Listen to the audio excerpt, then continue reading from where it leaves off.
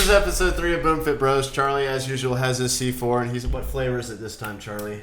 This is orange slice. It's actually my favorite. Did you hear that, Doss? Send us money. We're promoting your products for free.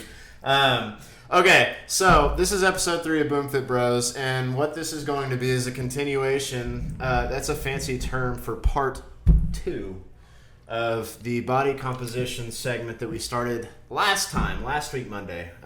It's kind of weird when I say Monday because we're actually not filming this on Monday.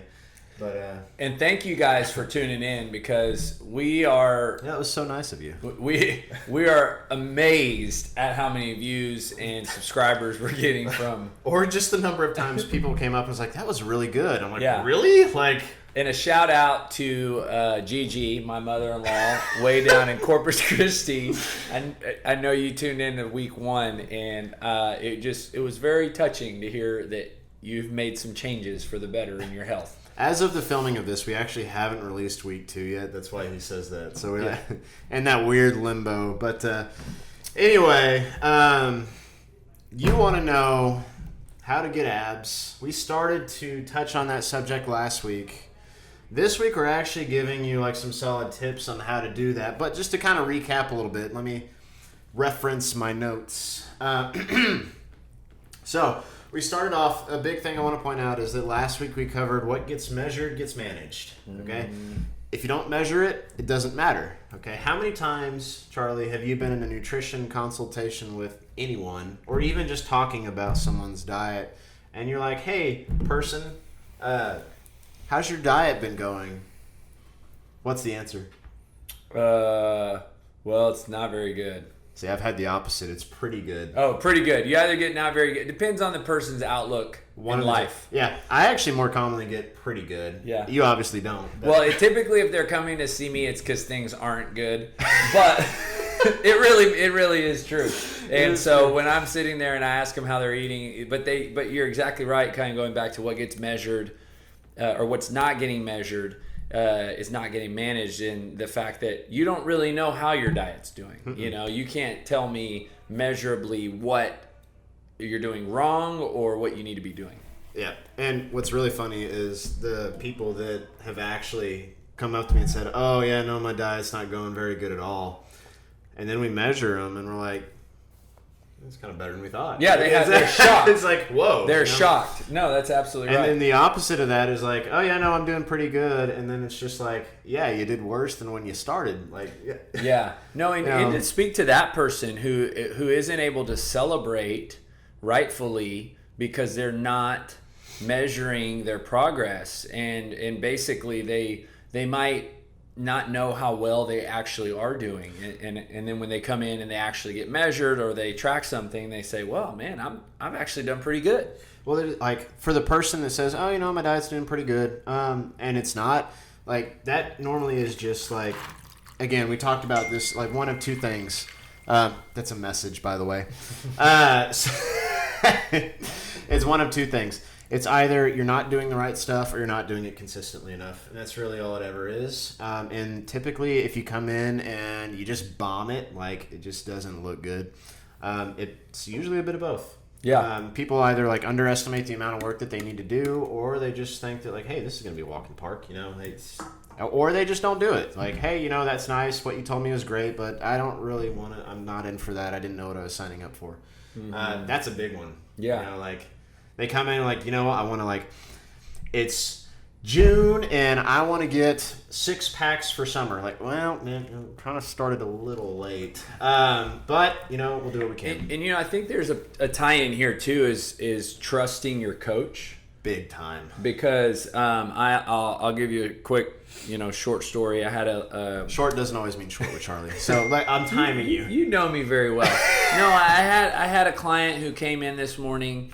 I've trained her a long time ago for a really long time, and she's kind of been back a couple times since then. But, you know, one of the things when she came back this morning, I communicated to her was that she had to trust me. And I said, you came back to me for a reason. Obviously, there's a lot of different things you could have done. You could have gone to a lot of different gyms. You could have gone to another trainer. You could have accessed online programs. But you came to me specifically because you trust me. Now you have to truly, when I say something, even if you don't fully understand it. Or agree with it. And one of the things I said, Gus, and I think you'll like this, is I said, because the voice that's telling you that whatever I'm saying you don't agree with is the voice that got you where you are. Yep. And if you keep listening to that voice, nothing's going to change. Yeah, exactly. And so what you need to do is listen to... Challenge your assumptions. My voice. Yeah. And listen to me. But it's so true. Because I'm right. Yeah. And you're wrong. And so whether you're coming in and your expectations are unrealistic, like maybe I want abs for the summer and it's already June, or just maybe some of the things that Gus and I are saying are maybe some things that you've never heard of or don't agree with, you have to kind of ask yourself that question: what voice is telling you that? Also, speaking to that, another tangent. If the voice that you're listening to doesn't have a proven track record of success, could be you. Yeah. Could be someone else. Could be the fitness guru on TV. Yeah. By the way, don't listen to him. Mm-hmm.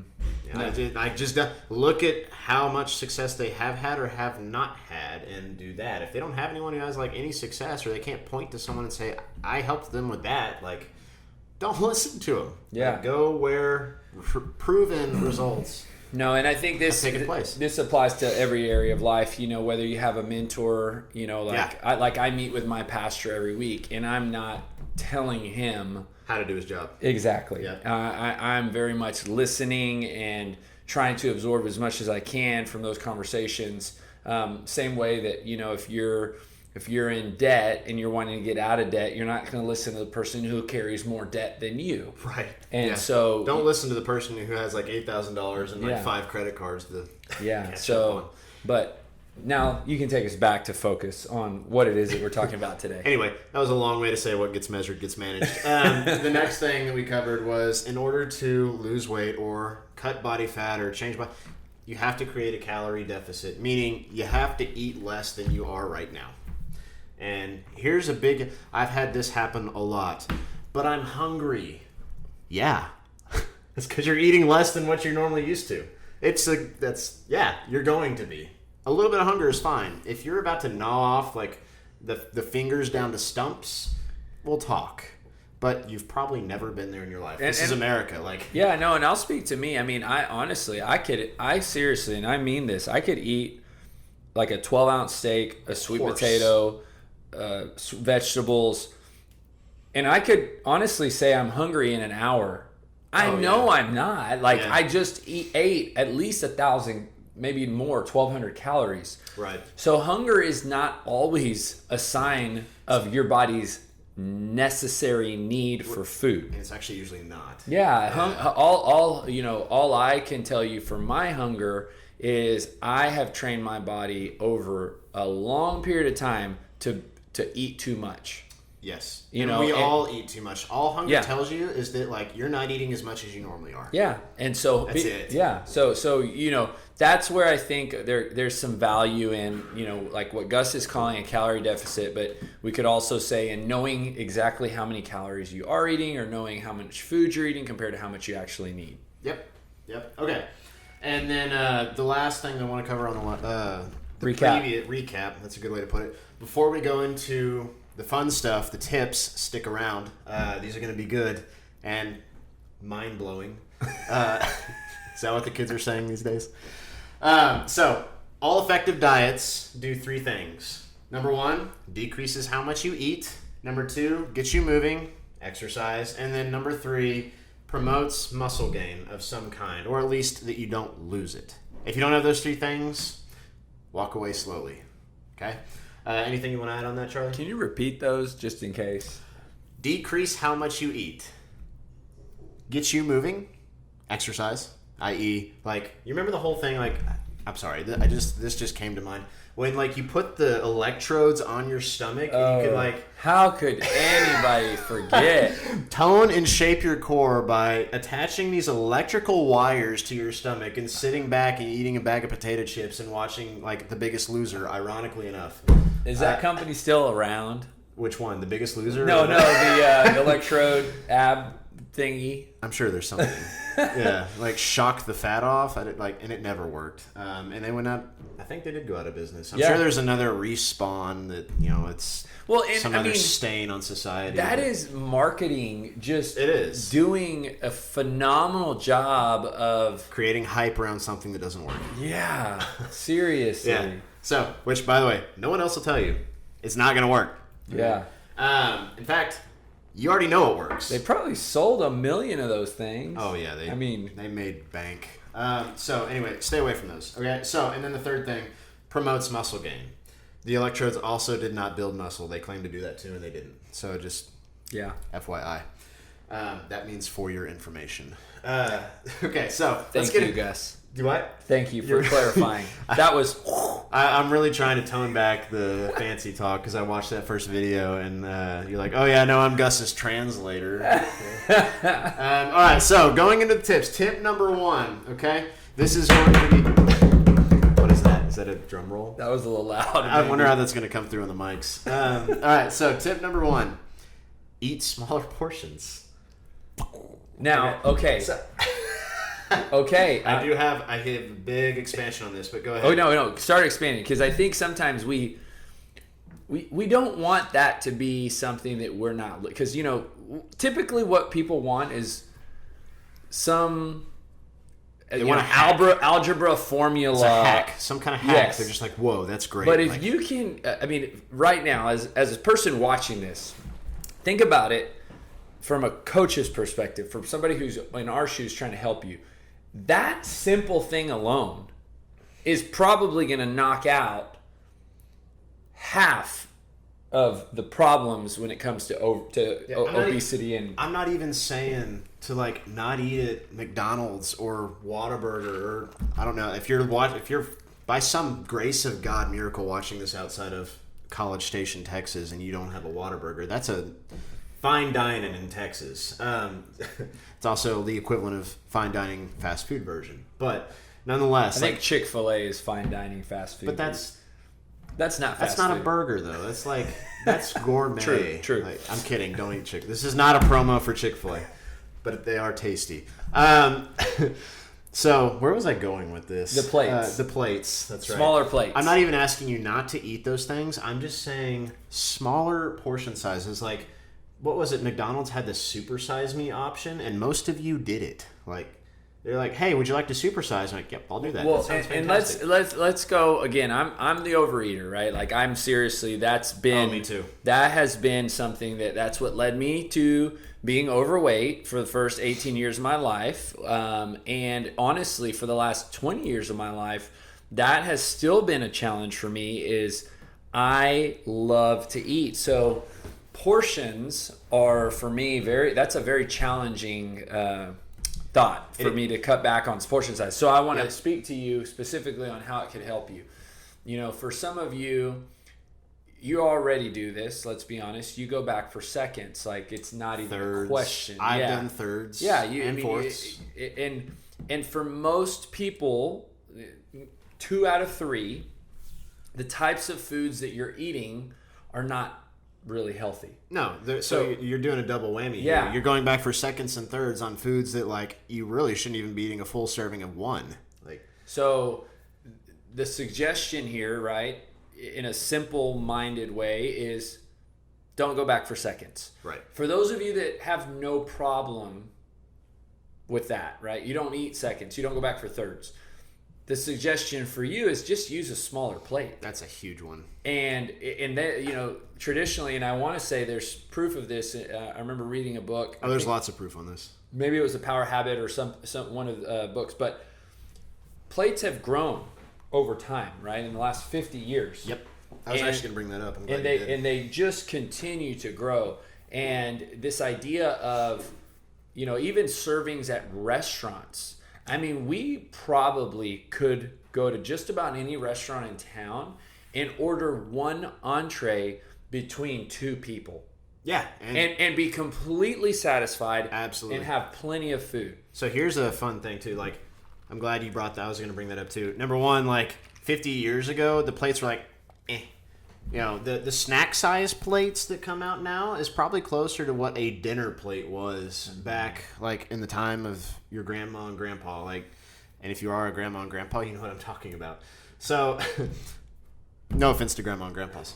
But there has been multiple studies, and you can look it up. It's on Google. It's on PubMed or like any kind of scientific research you want to look at. You can find the size, the diameter of the is it diameter? Yeah, circumference. Mm-hmm. Yeah, of the plates has increased along with our waistlines. Yeah. Okay. So, real easy way to fix that: decrease the plate, decrease your waistline. Now, the thing about the serving sizes is, well, let me even backtrack further. If you started off when we mentioned eat smaller serving sizes, and you're like, well, thanks, guys, I already do that, and I'm not losing weight, I challenge you to, again, measure.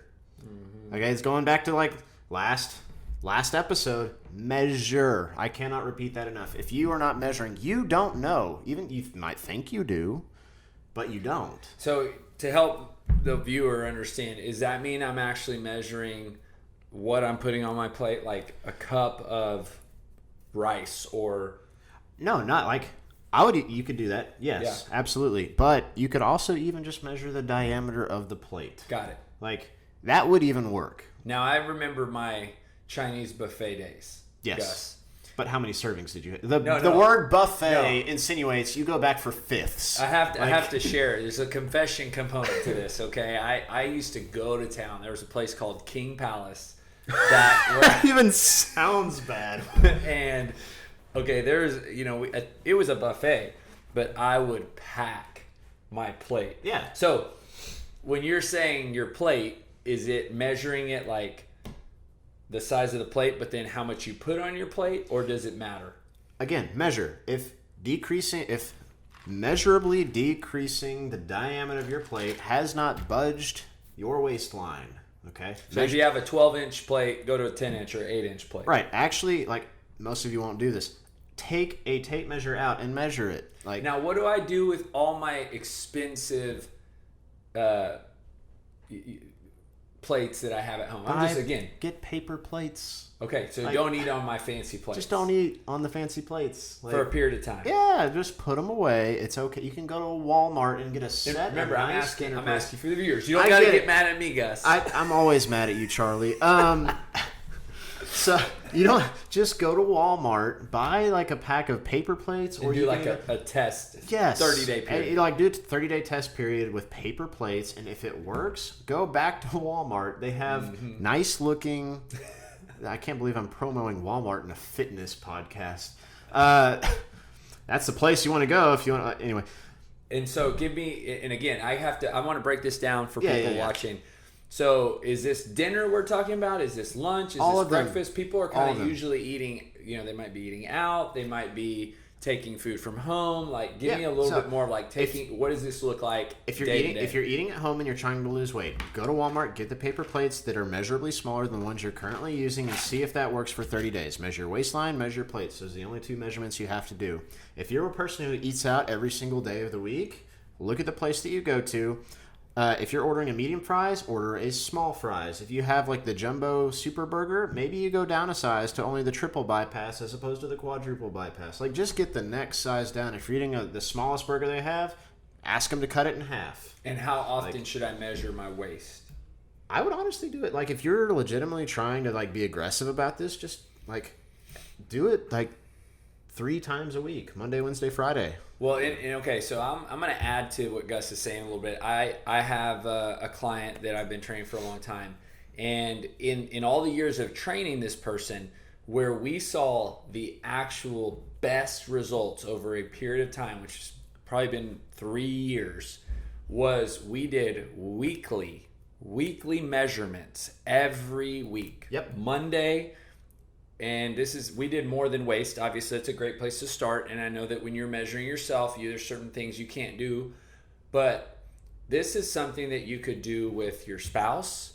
This is something you could, have, maybe my kids are too young to ask them to measure me every week. But you might have kids who are older that could possibly do this. But you could measure. We did the chest, we did the shoulders, we did the neck if you want. we did the calves, we did the thigh, we did the waist, we did the hips, we did all these measurements. Plus, in addition to that, we did a body fat caliper skin fold, which I think you mentioned last time. Or some kind of body fat Something, test. but I want to say more than what we measured and how many places we measured. The fact that we did it every Monday for every bit of 3 years, huge, and we put it into a little Excel spreadsheet, and this person would want to see that spreadsheet, would want me to email him that spreadsheet, would study that spreadsheet so he could go back and look at where he was at certain. That right there is what Gus is talking about, is what you measure you can manage. In addition to that, obviously, we're going to try to make some nutritional changes, which could be the plate, right? The portions, and there's a couple other pieces that we're going to talk about. Yep, absolutely. But like huge. If it's who I think it is that you're talking about, like huge results, man. Mm-hmm. Like it makes a difference. Big. And that okay, for most people, 19 out of 20. You're not measuring anything if you're watching this. Yep. And that's not, I mean, I don't want to necessarily make you feel bad. The scale doesn't count. Stop it. But yes, you're not measuring anything. And if you're watching this and you're obviously 20 minutes or 15 minutes into this, that means you really want us to tell you something that is going to make an impact and help you get the body that you want or lose the amount of fat that you want. Start measuring something. Yep. That's what we're telling you right now, is to start measuring something. Yep. Okay. So tip number 1, decrease portion sizes. Rewind if you want an in-depth on how to. Number 2, stop snacking. Yeah. Okay.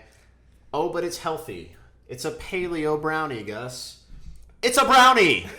Like, it's not healthy, guys. Like, the cavemen weren't sitting there mixing up batter. He's really not mad at you. It's just the idea of paleo brownies that probably is a little bit irritating. For starters, the idea of paleo is good. Like, the stuff that grew in the ground and you hunt and killed. Yeah, sure. Great. Brownies did not grow out of the dirt to where you could pick during harvest time and put them in your little saber-toothed tiger skin bag and take them back to like your family where you grunt over who gets the last piece. They didn't. It's a brownie. Like, it's marketing. It's also marketing. Stop eating those. It's not healthy. Okay, I think I've beaten this enough. All right. What about a paleo donut? Is that okay, Gus? No. The donut fairy does not exist. Like, no, don't eat those things. If it's like paleo and then some kind of modern day snack that's normally processed, just stay away. Like, so people are like, oh yeah, no, I snack. It's healthy though. I eat paleo brownies. No, it's not. Like, don't do it. So, and the reason I say don't snack is like, oh, most people, well, I eat carrots and celery. Like, yeah, maybe sometimes, but the majority of people over the years that I have been in this business and working like with people, which hundreds of thousands of people, by the way, when they say like, oh yeah, no, I usually snack pretty healthy. Like, they usually don't. Like, and I think Gus brings up a good point that what ends up happening, and this is what I find with snacking, is you end up finding these things that taste really good to you and that they are kind of borderline, maybe healthy, maybe not healthy.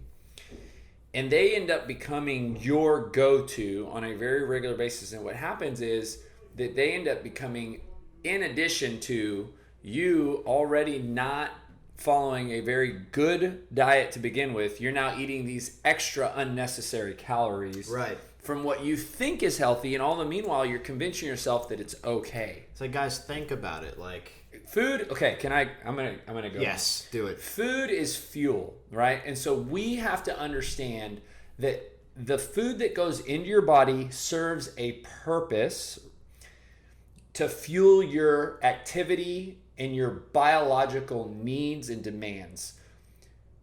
If that food... English, Charlie. I was waiting for it. I'm sorry. If that food is not being used, it is unnecessary. So an example would be when you eat in the morning, right? There's a purpose for that food. It should serve a purpose to fuel something. Now, Gus and I in this fitness world, in when you exercise, there should be some nutrition associated and revolved around that hour. That might be a whole nother podcast or a whole nother episode. Is to talk about nutrient timing when it comes to when you work out and how you should eat prior to a workout, or post-workout, and what you should eat. Blah, blah, blah. Yeah. And then once, but going back to breakfast serves a purpose. It is, you're waking up, your body needs energy, it needs fuel, and it only needs enough, right? It doesn't need an abundance of it, and it doesn't need, this the wrong thing, incredibly high amount of food that's supposed to hold you over all day. No, it needs enough. And then the 24-hour period or the 15-hour day is fuel. If you don't need fuel, you don't need to eat. In other words, going back to my illustration of eating a steak and a sweet potato and a broccoli and hungry in an hour, if I know I don't need to eat, I don't need to eat, regardless if I want a snack or this and that. Sometimes we are just it's habit-based. You go to the snack machine or you go to your pantry at home. It's like you eat it because it's there. You open your pantry and you grab something, not because you want it. But like you're bored. Or, when you go to a certain office, right? Like in town, there's one of your businesses that you work with, maybe a title company or doctor's office, and they have the bowl of peanut M&Ms, and you literally grab some. That's the snacking that is very unnecessary, and you don't understand how much damage that's doing over time. Yep. Yeah. Very true. So if you just eliminated that, and one way to do that is to understand that food is fuel, that food is actually intended to fuel your body, and that this snacking, the way that you're probably understanding it, the way that most people are doing it, isn't going to be a healthy version of it. Yeah, people will eat snacks because they think like, oh, I'm hungry, I need to eat. You don't. If you're watching this, you're probably looking for tips on how to slim up. You probably don't need the extra fuel. Mm-hmm. That's just getting stored as body fat. Now let's again, what if somebody's watching and let's say they are very active, mm-hmm. they eat very healthy, yep. right? And they have a pretty fast metabolism, okay? Because I don't want to not include those people in this conversation. Then how does this message, or does it even apply to them? They're in that, let's call it... Well, so this is for the people, this is a good one. This is for the person who has extra weight to lose. If you're talking about the person that's just man, they got abs, they're jacked, they have no issue strutting their stuff in the gym. Completely different conversation. Completely different. So this is the person who is, maybe they're in that what we talked about, 10 or 20 pounds away from abs, or maybe they're hoping to get there at some point. Exactly. So they're probably in this moment thinking, like you said, I want to lose fat. You're a person who cares that the nature of this series. So last time this one, and maybe even touching a little bit on the next, I don't know yet, but we're talking to the person trying to lose excess body fat. Perfect. You don't need to snack. Yeah. You don't need it, guys. So, okay, number 1, go to Walmart, buy some smaller plates. Number 2, stop snacking. And then number 3, carry a water bottle with you. Not just drink more water. That's okay, I get it. Just by the nature of carrying one of these suckers around, you will drink more water. That is also scientifically proven. I do, this, Gus. I do carry this every day. Yeah. And for a long time. Every day since I've known him, by the way, which is a long time. I just have gotten in that habit of carrying this, and what I do is exactly what he's saying. You fill it up. It's just I drink more water. On weekends, I usually don't use this, but and I notice I drink a lot less water on the weekends just because I'm not carrying this around and filling it up all day. But this makes a huge difference. And here's why. Number 1, you'll die without it. All right? But that's not what's holding you back from the fat loss thing. That's just an obvious fact of life. But the big thing, the reason why I want you drinking water so that you can lose body fat is because if you think about it this way, your body operates at a certain level all the time. But when it doesn't have the right materials, the fuel, you can think about this as the oil. The food's the fuel, the water's the oil. If a car is low on oil, it does start to break down and it is not going to work right. okay? It doesn't do the job it was originally designed to do if it doesn't have the right amount of oil. Your body will not do the job that it was originally designed to do if you do not have enough water. In other words, you could be holding on to excess body fat and not even know it just because you're walking around dehydrated all the time. Drink water. Everything runs so much more efficiently when you have this magical clear stuff with you at all times. Okay, and now you're probably asking, can I have Crystal Light? Can I have like some sort of additive? Is it clear and is it called water? If the answer is yes, the answer is no. Go for it. If the answer is no, no. Yeah, and you know, I think that the questions that sometimes will happen about the what Gus is telling you, I feel like I've been saying this for a long time too. When you ask a question, there's not a lot of confusion in what you just said, right? Like you're complicating it. Yeah, well, you're just wanting the answer to form to your desire. Yes. And again, it goes back to that idea of being like listening to your coach and trusting your coach. Be a coachable You know, person. An example would be, let's say I played a sport, let's call it football, and I was, a college student at Texas A&M. And that quarterback coach, let's just say I'm a quarterback. I never was a quarterback. So for a second, I'll dream. I'm a quarterback, and I go to my coach, and he's telling me, look, when you do a 3-step drop, I want you to say down, set, hut, take 3 steps back, and throw the ball. So, coach, can I take 4 steps? What about 2? Or 2? No, tell you what, coach. What if I say hut 3 times and take 1 step back? Can I granny toss it over the line to my receiver? And like, so don't do it. The only reason the only reason I would say that is because there's something about that I didn't like about what he's saying. It could have nothing to do with that play. It could have nothing to do with the coach. It just, for me, for whatever reason, there's something. Maybe I'm afraid to take 3 steps back because I did that in junior high and I rolled my ankle. So that's where you got to kind of deal with your issues as to why. You might have a problem with water just because you might not like the way it tastes. Well, water, it actually grows on you. Yeah. So it needs to be one of those things that if you don't drink a lot of water now, it's probably because you don't drink a lot of water now. It's because you haven't acquired a taste and a craving for it. I love this. For those of you who drink alcohol, beer does not taste good. Like, it just doesn't. The reason you like it is because you were at a party with your friends in high school and it was the cool thing to do. And you're like, you know what? I want to drink beer. So you kept down in the stuff until you eventually acquired a taste for it. You can do the same thing with the stuff that's good for you. And you should. But all this ties back to exactly what he was saying. Like, be coachable. We're telling you exactly how to get results. If you go out and you do it, you will get results. Mm-hmm. I promise. Like, there's no hidden mystery. We're not like keeping all the secrets back in the closet for you. We're telling you this is how to do it. And if you do watch these episodes and make some really awesome changes, we want to hear about it. We absolutely do. So let us know, because we would love to kind of celebrate with you, congratulate you, and so and we just want to feel good about ourselves. Yeah. I just want to feel good about my. No, really though. Reach out to us. Let us know. We'll put our emails here on the screen so you can contact one of us. Maybe our Instagram handles. Oh, there you go. We'll put those on there too, so you can reach out to us on that. Someone already is reaching out. All right. Okay. So here's the thing, guys. Again, we're talking about measuring, and you need to measure. And I highly, highly recommend, and so does he, measuring your body fat. If you are local, come in. We'll do it for you, all right? Right now, this is the month of June. Oh, yes. We're doing a 2-for-1 special. You buy 1 scan, you get 2 free. You do not have to use those back-to-back. You can use them whenever you want. It doesn't just expire in June. You buy 1 scan, you get 1 free. You're giving away 2 extras. 1 scan, 1 free. Yeah, 2 for 1. 1. Good catch. But those scans you can use whenever. The offer only lasts till the end of June. So make sure you contact us. You can reach out to those little, is it like here? Is this where the Instagram handle is going to, I don't know. But you can direct message me or him on these like Instagram handles, or you can directly shoot us an email. I'm Gus at BoomFitBCS.com. His is Charlie at BoomFitBCS.com.